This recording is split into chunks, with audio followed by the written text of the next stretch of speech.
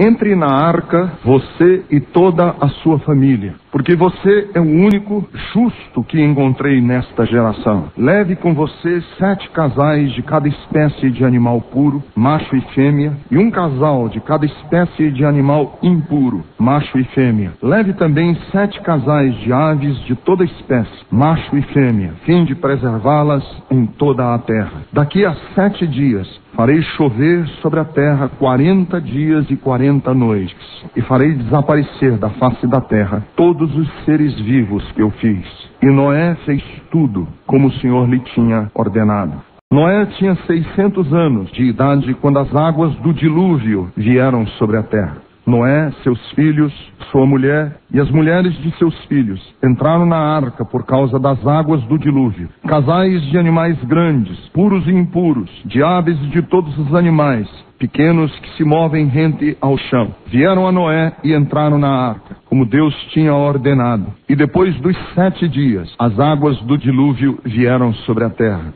No ano em que Noé completou 600 anos, 1 mês e 17 dias, nesse mesmo dia, todas as fontes das grandes profundezas jorraram, e as comportas do céu se abriram, e a chuva caiu sobre a terra 40 dias e 40 noites. Numa determinada manhã, eu tive uma visita de um pastor da Assembleia de Deus. Ele me procurou porque ele estava com algumas inquietações pessoais, problemas de cunho pessoal, particular, e precisava de um outro pastor para abrir o coração dele. Conversamos por cerca de 1 hora, oramos, choramos juntos os problemas que ele estava atravessando, e depois de 1 hora de conversa, um pastor, ele pegou assim no meu braço antes de ir embora e disse: Ricardo, eu tenho algumas questões no meu coração que eu ainda não consegui resolver, mas não são pessoais, são de cunho teológico, são de cunho doutrinário. Falei, vamos conversar alguns minutos sobre isso. Aí ele disse para mim: pastor, você não acha, por exemplo, uma das questões, uma das dúvidas que eu tenho, o senhor não acha que o Deus da Bíblia é um Deus descrito de uma maneira assim muito primitiva? Eu disse, fale mais.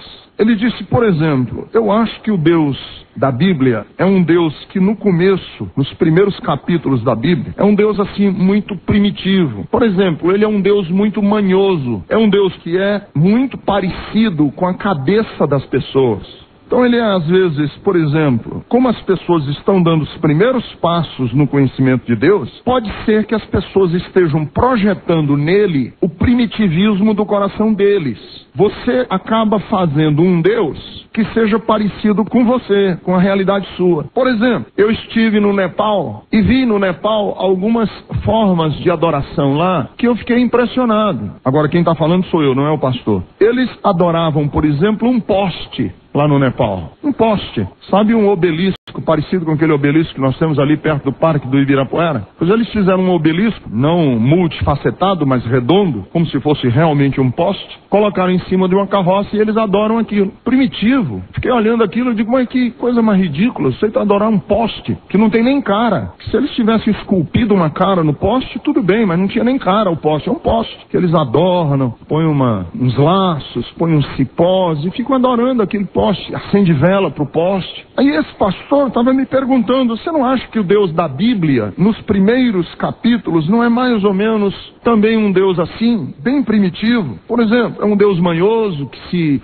se chateia, que se ira, que se arrepende. Eu falei para ele assim, não, agora eu dizendo para esse pastor da Assembleia de Deus, não, eu não acho que o Deus da Bíblia tenha sido descrito de uma maneira primitiva. O que eu creio é que ele foi descrito de uma maneira com a qual nós não estamos acostumados a perceber Deus. A maneira como Deus está descrito na Bíblia, ele foge dos conceitos populares que nós temos de Deus. O Deus da Bíblia é fora dos paradigmas, dos contornos, das molduras que nós temos a respeito de Deus. Porque nós temos uma espécie que é aquilo que os estudiosos chamam de senso comum. Senso comum é uma coisa que todo mundo acredita porque simplesmente se acredita. E o senso comum vale pelo senso comum. Então você tem um senso comum, por exemplo, que crente é burro. Então se espalha isso na sociedade e que crente é burro. Então nós temos alguns sensos comuns a respeito de Deus, que são ideias que são aceitas a respeito de Deus e que são propaladas e que todo mundo acredita e todo mundo diz e todo mundo fala, mas não corresponde com o que a Bíblia diz a respeito de Deus. Então quando a gente vai ler a Bíblia, a gente não lê o que está escrito na Bíblia, a gente lê a partir da memória e da compreensão que a gente tem de Deus da sociedade. Quer dizer, quando você vai ler a Bíblia, você já lê com as lentes que você quer. E que lentes são essas? São as lentes que lhe deram. As lentes da sociedade, do senso comum a respeito de Deus. Por quê? Porque nós somos criados numa sociedade que é católica e de um catolicismo medieval, português, de um catolicismo ainda muito atrasado em relação ao catolicismo, por exemplo, que é praticado na Europa e que é praticado nos Estados Unidos. O nosso catolicismo brasileiro é um catolicismo muito misturado com um sincretismo religioso. Existem as mães de santo que se dizem católicas. Me lembro que aquela menininha do Ganduá, que era uma mãe de santo famosa lá da Bahia, quando o censo do IBGE foi perguntar qual era a religião dela, ela que é a matriarca do grande terreiro lá do Pelourinho, perguntaram qual a sua religião. Ela disse, católico, lógico, meu filho. E eu uma macumbeira do mundo católica. Então essas lentes que nos foram dadas fazem com que a gente leia a Bíblia não com o que a Bíblia diz, mas com aquilo que a gente espera que a Bíblia diga. Eu não leio a Bíblia como a Bíblia diz. Eu leio a Bíblia esperando que a Bíblia confirme aquilo que eu já sei. E o que eu já sei me foi dado pelo senso comum. O que eu já sei foi dado pela religiosidade popular. O que eu já sei foi dado pelo paganismo misturado com o cristianismo. O que eu já sei me foi dado por uma cultura que é católica nominal, nem católica praticante é. E essa cultura da qual eu faço parte me faz ler a Bíblia como eu acho que a Bíblia devia dizer algumas coisas. Então vejam bem, essa conversa com esse irmão me deixou cafifado. Porque alguns de nós têm a ideia de que o Deus da Bíblia seja conhecido na Bíblia de uma maneira progressiva. Os primeiros capítulos da Bíblia, o Deus da Bíblia é um Deus bem primitivão, bem tosco, e que à medida em que nós vamos lendo a Bíblia, ele vai se refinando, ele vai se tornando mais elitizado, o Deus da Bíblia. Essa é a ideia que algumas pessoas têm. Então você começa com um Deus bem primitivo e termina com um conceito de Deus bem nobre. Então algumas pessoas têm essa ideia que o Deus da Bíblia, nos primeiros capítulos da Bíblia, é um Deus sanguinário, ruim, e eu conheço até alguns crentes que dizem assim para mim, eu não gosto de ler o Antigo Testamento, porque aquele Deus lá do Antigo Testamento, misericórdia, eu não gosto nem de pensar nele, eu gosto de Jesus. Aquele Deus lá do Antigo Testamento, eu não gosto não, é um Deus assim, sei lá. Eu já pulo logo lá para João, que eu gosto ali, aí sim é bom. Porque o Deus do Antigo Testamento é o Deus tosco, e o Deus refinado é Jesus. Então algumas pessoas dizem assim, eu não tenho problema nenhum com Jesus, o meu problema é com Deus. Eu gosto de Jesus, quem não gosta? Então o Deus refinado do Novo Testamento, todo mundo gosta. E o Deus, entre aspas, primitivo do Antigo Testamento, a gente sempre gosta de escantear. Tem gente que nem gosta de ler a Bíblia do Antigo Testamento. Quando eu disse que ia pregar no Antigo Testamento, que eu ia falar no livro de Gênesis, teve algumas pessoas que aproximaram-se de mim dizendo assim, pastor, pelo amor de Deus, não faz isso com a gente não. O Antigo Testamento e Gênesis vai ser horrível, porque o conceito que nós temos de Deus é um Deus que foge às nossas bitolas, às nossas vendas. As nossas vendas não estão permitindo que a gente veja Deus. Agora eu tenho boas notícias para vocês. É que o próprio Jesus disse, quem vê a mim vê o Pai. É que Jesus no Novo Testamento diz assim, eu e o Pai somos um. E que se você considera o Deus primitivo do Antigo Testamento um Deus tosco e violento, você tem que refazer a sua ideia de Jesus.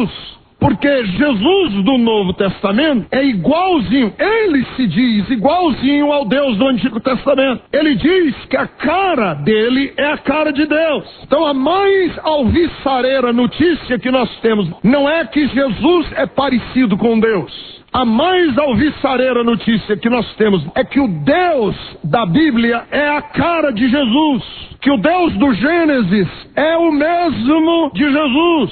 E que quando Jesus veio ao mundo, não foi para nos pregar uma nova filosofia, não foi para nos pregar uma nova ideia, não foi para nos pregar um novo conceito de poder de mente, e nem foi um novo conceito de neurolinguística. Quando Jesus veio ao mundo, foi para mostrar aos homens como Deus é, de que maneira é Deus, de que maneira Deus se comporta, de que maneira Deus age, de que maneira Deus vê, de que maneira Deus reage. Se você quer saber como Deus é, olha para Jesus. Porque Deus tem a cara de Jesus.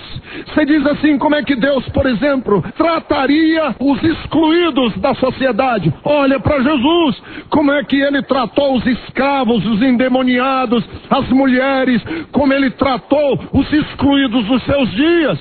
Como é que Jesus trataria o poder imperial de uma nação que é hegemônica sobre todas as nações?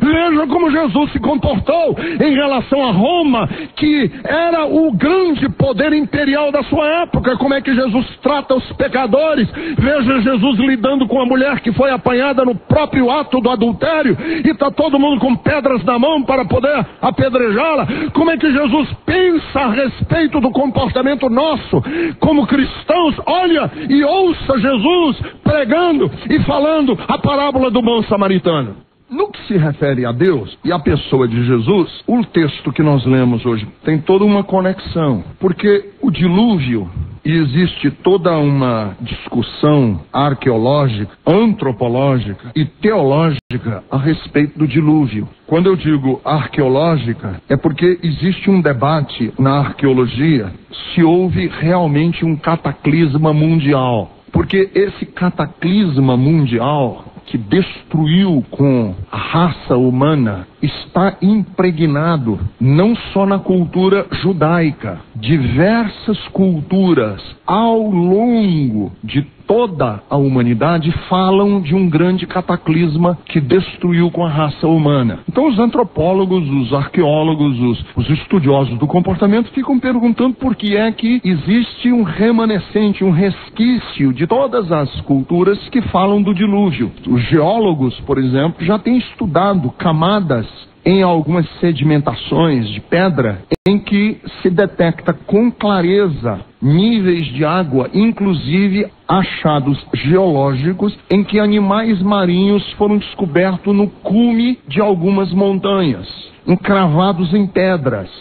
Então há toda uma discussão, e a discussão é a seguinte: é se o dilúvio aconteceu local, se foi um dilúvio que matou, destruiu o mundo, mas o mundo conhecido de então, ou se o dilúvio foi universal, global, se houve um dilúvio mundial. É toda uma discussão a respeito do dilúvio que eu acho que não convém. Isso deve ficar nos bancos dos estudiosos da teologia e deve ficar nos bancos e deve se manter numa discussão mais apurada, talvez numa escola dominical. Não convém num culto como esse entrarmos nessas filigranas se foi local ou se foi global. Embora tenha alguém que ache que só em dizer que isso é uma filigrana já é uma agressão ao texto da Bíblia. Mas não é isso que eu quero dizer. O que eu quero dizer é que a mim não vale e nem é importante ficar discutindo se foi global ou se foi local. Se houve um dilúvio global e matou toda a raça humana, ou se a arca de Noé foi para aquela redondeza, para aquele mundo dele, para o mundo que ele vivia. A discussão é de mostrarmos que existe uma ponte entre a pessoa de Jesus no Novo Testamento e a arca que Noé construiu. Que assim como a arca representou para aquela cultura, entre aspas, uma tábua de salvação, um caminho pelo qual eles podiam entrar, no Novo Testamento agora não é mais uma arca, é uma pessoa. Que o dilúvio representa a iminência do juízo de Deus. E diante da iminência do juízo de Deus, Deus constrói ou manda que se construa ou coloca à disposição da raça humana um escape, um meio pelo qual você pode sair, um meio pelo qual você pode escapar. É isso que representa a arca. Vem sobre esta geração um juízo. Agora, é possível você escapar desse juízo?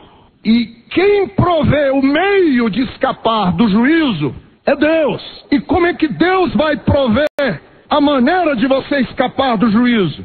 Ele simbolicamente, para aquela cultura, proveu uma arca. Mas ao longo da história bíblica, este mesmo padrão vai se repetir. Não é apenas uma arca que Deus provê. Deus vai prover ao longo de toda a história bíblica sempre um escape, sempre um meio pelo qual você possa sair. E aí nós vamos ver, por exemplo, quando Israel está preso na sua terra por causa de uma grande fome, e essa grande fome está para dizimar Israel. Deus provê um meio de Israel escapar dessa grande fome, e a pessoa que ele provê para escapar dessa grande fome é José do Egito, que por acaso o nome José em hebraico é o mesmo nome Jesus. Então José representa no Antigo Testamento a pessoa de Jesus no Novo Testamento. Quando Israel está debaixo da escravidão do Egito, assim como Deus proveu a arca, proveu José, ele proveu também um grande libertador do povo, que foi Moisés, e que a semelhança de Jesus, esse Moisés vai ser perseguido e caçado, porque ele não pode sobreviver, e existe todo um complô espiritual para que ele não sobreviva. Lembram que Moisés, as parteiras precisam esconder, porque Faraó baixou um decreto que todo rapaz, todo menino que nascesse na casa dos judeus, ele morreria? Pois bem, este que vai ser preservado em vida para ser o libertador e o escape, Moisés, é uma figura do Antigo Testamento daquele que vai ser Jesus. Quando Israel precisa sair, Deus vai mandar um juízo sobre o Egito, e o juízo é a morte de todo primogênito. O primeiro primogênito, quer dizer, o primogênito de cada família vai morrer, e aí o anjo da meia-noite vem matar o primogênito de toda a casa, e Deus diz assim: mas na casa do judeu, você lambuza com sangue os batentes da porta, lambuza de sangue o portal, em cima e dos lados, porque o anjo da morte, quando passar a meia-noite e vê o sangue na porta da casa do judeu, ele passa por cima, e este sangue que foi vertido para que o anjo da morte passe por cima é uma figura do Antigo Testamento da pessoa de Jesus no Novo Testamento.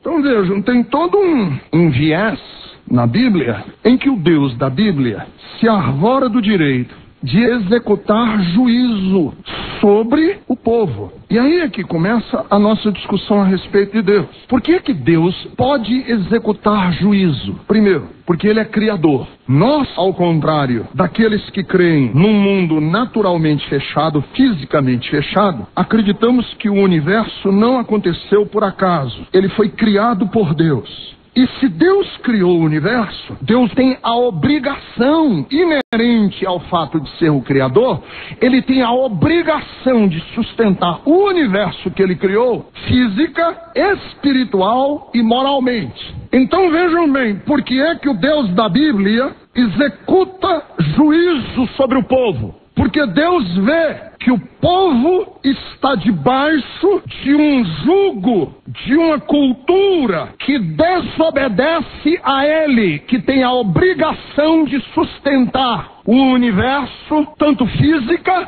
quanto espiritual e quanto moralmente falando. Então, todas as vezes que Deus vê que o universo que Ele criou está debaixo de perigo, seja físico, espiritual ou moral, há uma intervenção divina. Todas as vezes em que o universo que Deus criou, seja ele físico, moral ou espiritual, há uma intervenção divina. Por quê?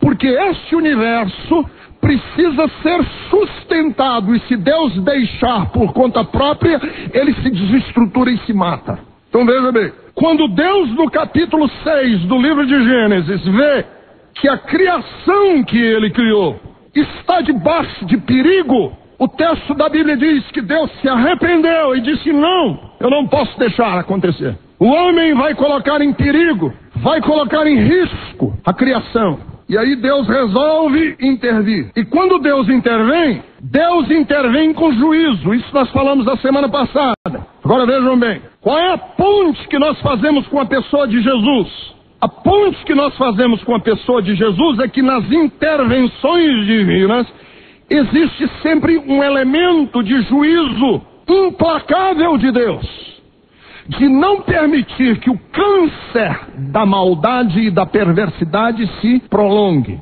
Então Deus não permite que o câncer se prolongue e ele intervém. Quando Deus intervier na história da humanidade, ele vai chegar com uma intervenção radical. Nós temos grandes indicadores de que está muito perto uma intervenção divina. Existe um desequilíbrio ecológico que pode se desmantelar com uma velocidade incrível. Um desequilíbrio ecológico. O universo físico está se desmantelando. Os mares estão se aquecendo, as calotas polares estão se derretendo, espécies estão sendo extintas, a emissão de gás carbônico está criando um efeito estufa no planeta e a destruição da camada de ozônio. O universo está se desmantelando fisicamente. A Terra. Existe um desequilíbrio moral, esse ninguém fala, nem precisa falar. Nós estamos com taras que antigamente se liam apenas nos livros de psiquiatria, sendo ditas à tarde nos programas de televisão, à tarde para os adolescentes. Desequilíbrios psiquiátricos que eram estudados em medicina agora estão sendo alardeados por programas de televisão na sessão da tarde. Pai contra filho, filho contra pai, desequilíbrio moral de uma maneira impressionante. E quando eu falo de desequilíbrio moral de uma maneira impressionante, eu não estou falando só da moral sexual. Existe uma falência ética.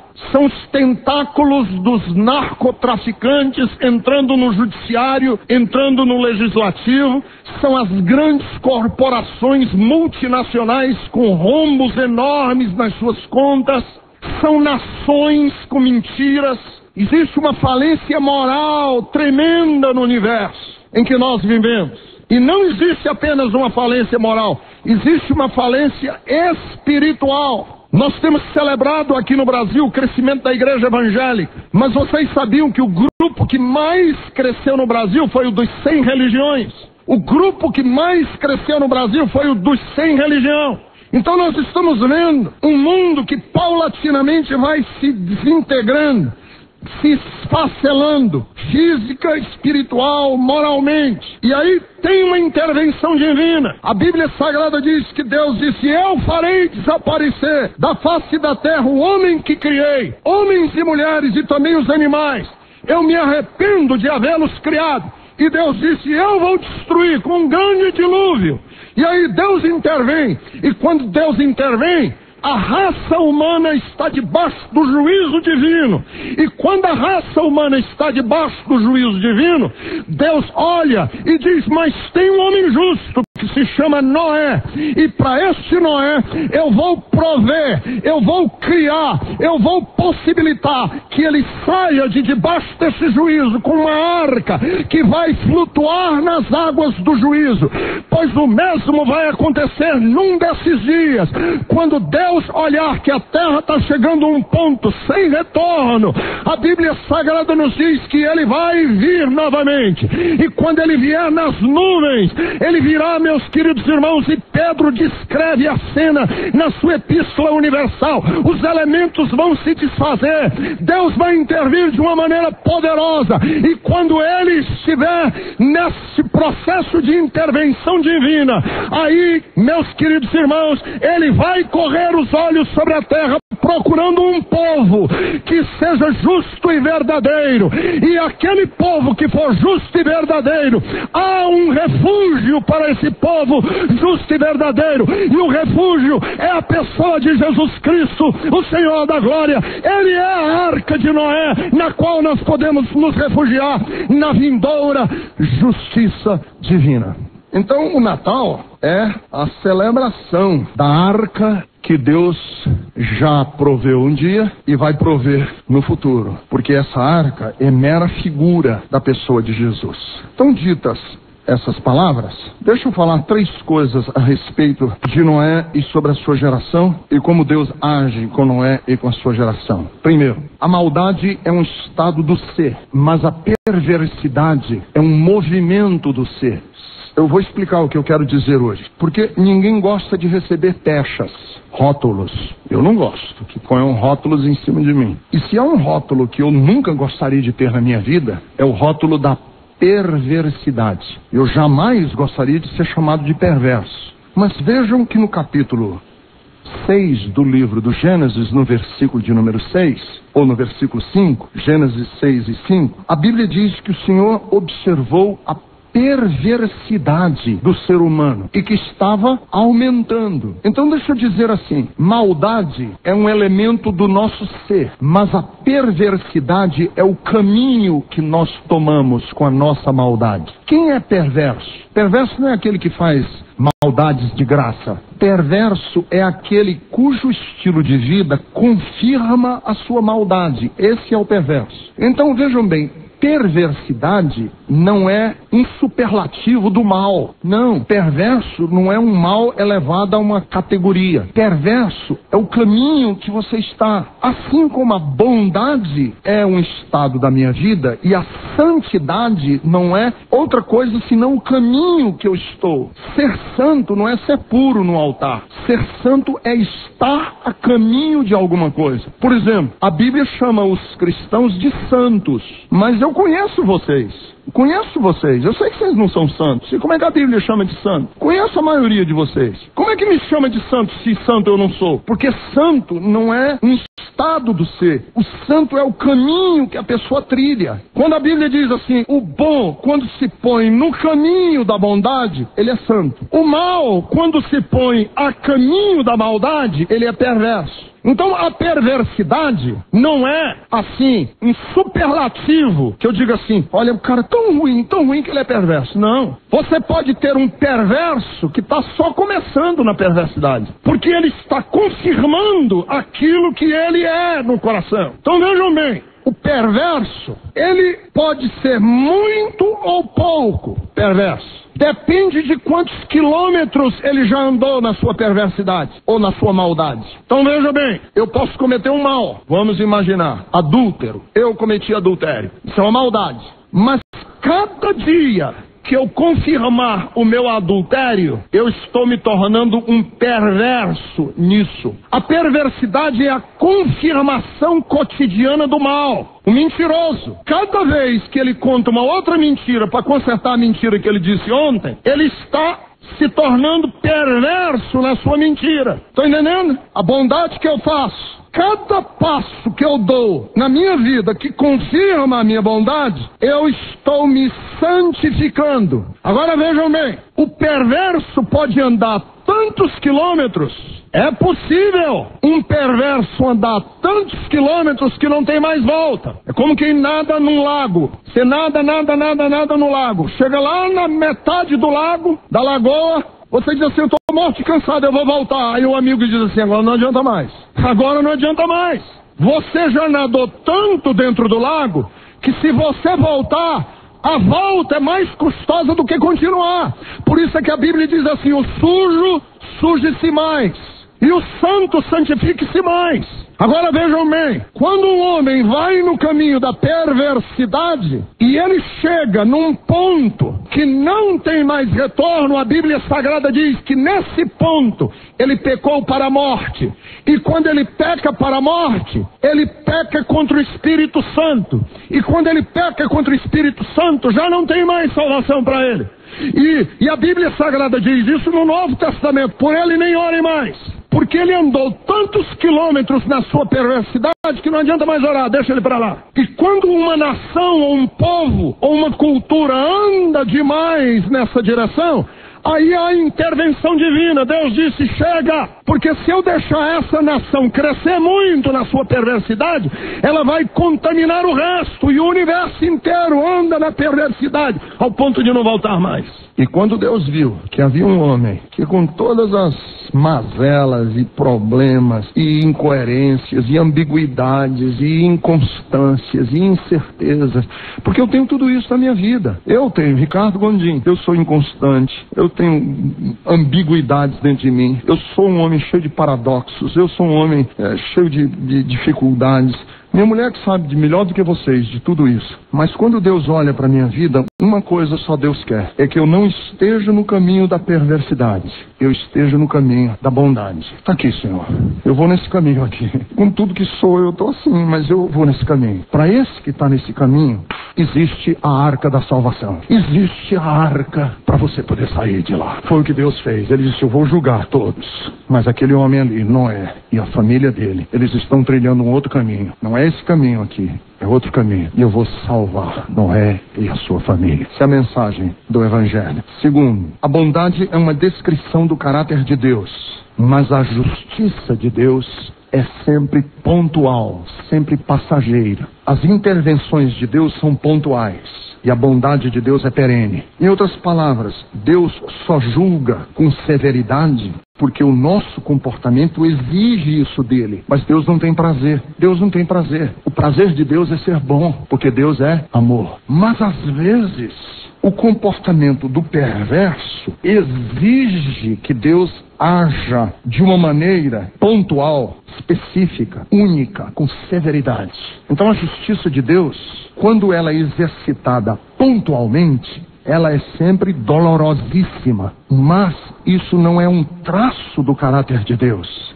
O que Deus gosta é de ser bom. O que dá alegria ao coração de Deus é ser bom. Ele não tem prazer na morte do ímpio.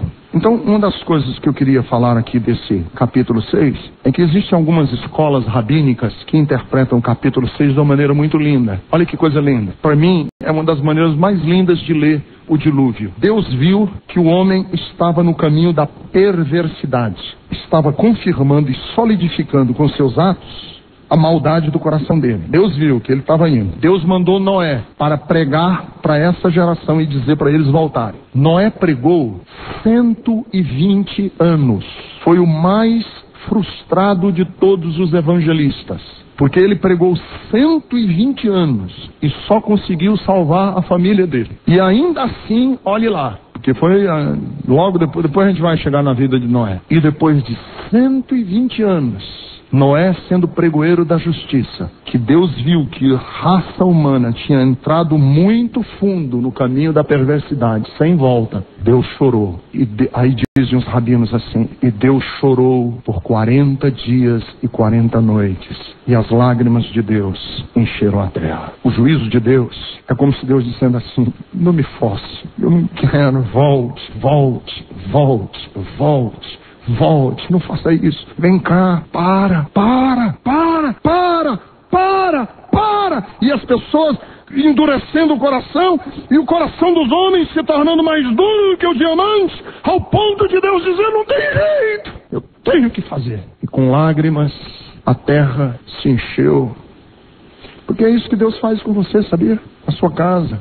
Cada vez que a gente reforça uma ação nossa, eu tenho certeza de pessoas aqui, tenho certeza absoluta que você começou a fazer o mal e você sabe quantas barreiras Deus colocou no seu caminho. É um versículo, é um pastor, tem uma história lá do Ceará, o pastor Alisson, vocês conhecem bem.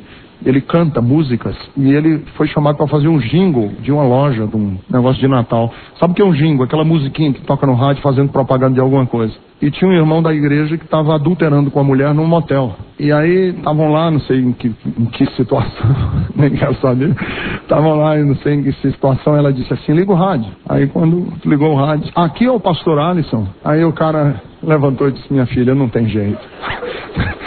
Eu não funciono bem nessas horas, me dê licença, eu tenho que ir embora.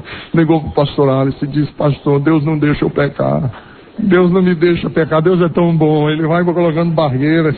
Deus vai colocando barreiras e dizendo: para, porque isso é caminho de morte. E o juízo de Deus só vem quando já não há mais o que ser feito. E a nossa obstinação é tão grande que mesmo que um anjo gritasse do céu ou alguém ressuscitasse dentro dos mortos, mesmo assim nós não ouviríamos.